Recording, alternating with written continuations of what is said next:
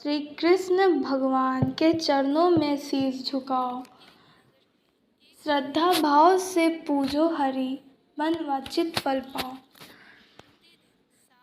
सत्यभामा ने कहा, हे प्रभु, आप तो सभी काल में व्यापक हैं और सभी काल आपके आगे एक समान हैं।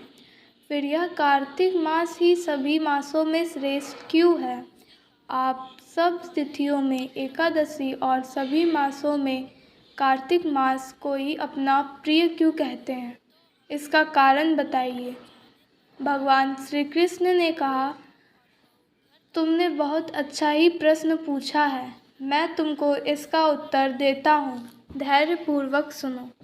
इसी प्रकार का एक महाराज बेन के पुत्र राजा पृथ्वी ने प्रश्न के उत्तर में नारायण से प्रश्न किया था और जिसका उत्तर देते हुए नारायण ने उसको कार्तिक मास की महिमा बताते हुए कहा, हे राजन, एक समय शंख नाम का एक राक्षस बहुत बलवान एवं अत्याचारी हो गया था। उसके अत्याचारों से तीनों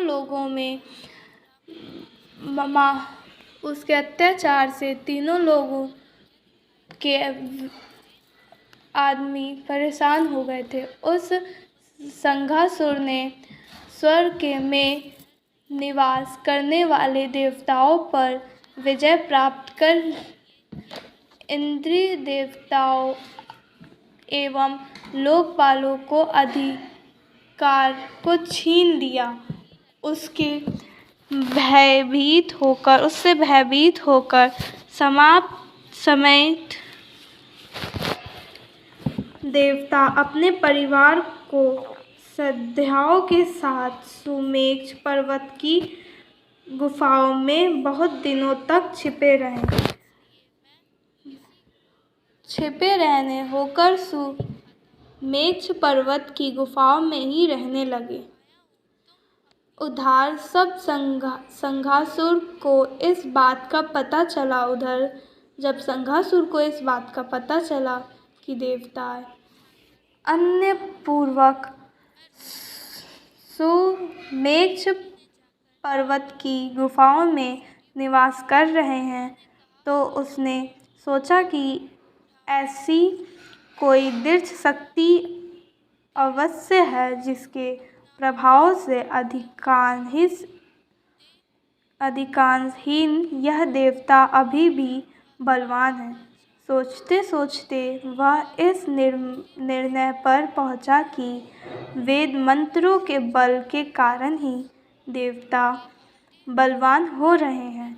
यदि इससे वेद छीन लिए जाएं तो वे बलहीन हो जाएंगे। ऐसा विचार कर संघासुर ब्रह्माजी के सत्यलोक से शीघ्र ही वेदों को हर लिया।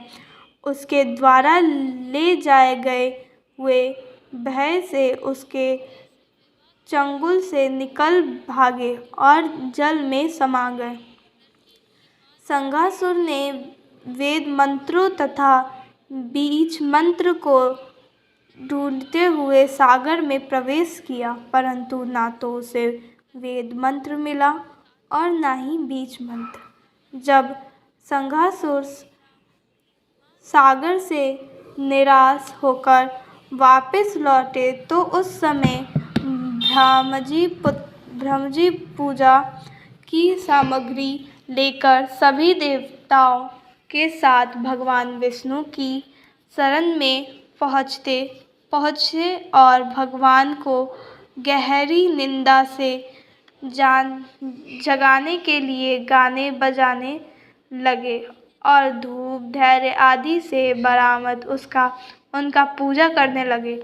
धूप दीप आदि अर्पित किया जाने पर भगवान की निंदा टूटी और वह देवताओं सहित ब्रह्मा जी को अपना पूजन करते हुए देखकर बहुत प्रसन्न हुए तथा कहने लगे, मैं आप लोगों को इस खनिज एवं मंगलजाल से बहुत प्रसन्न हुआ। आप अपना अपेज वरदान मांगिए, मैं वैसे प्रसन्न करूँगा। जो मनुष्य आश्विन शुक्ल की एकादशी से देवोत्थान एकादशी तक ब्रह्म मुहूर्त में उठकर मेरी पूजा करेंगे, उन्हें तुम्हारी ही भांति मेरे प्रसन्न होने के कारण सुख की प्राप्ति होगी। आप लोग जो अचमन और जल आदि सामग्री मेरे लिए लाए हैं, वे अन्य ग्रहों वाली होकर आपका कल्याण करेगी। सरकासुर द्वारा हुए गए संपूर्ण वेद जल में स्थित है। मैं संहार पुत्र सरकासुर का वध करके उन वेदों को अभी लाए देता हूँ।